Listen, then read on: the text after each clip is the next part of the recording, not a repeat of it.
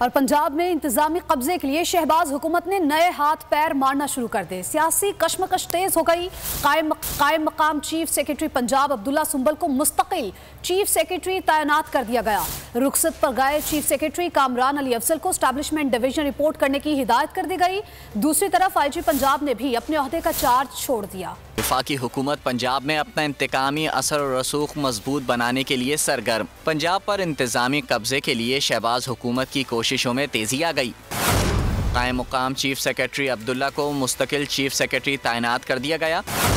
रुखसत पर गए चीफ सेक्रेटरी कामरान अली अफजल को एस्टैब्लिशमेंट डिवीजन रिपोर्ट करने की हिदायत कर दी गई। कामरान अली अफजल 4 माह की रुखसत पर थे।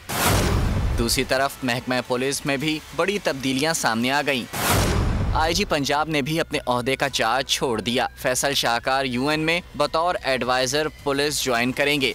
हकीकी आजादी की जंग में बोल भी कप्तान के हमकदम। इलेक्शन कराओ मुल्क बचाओ की लाइव ट्रांसमिशन दिखाई लम्हा बलम्हा सूरत हाल।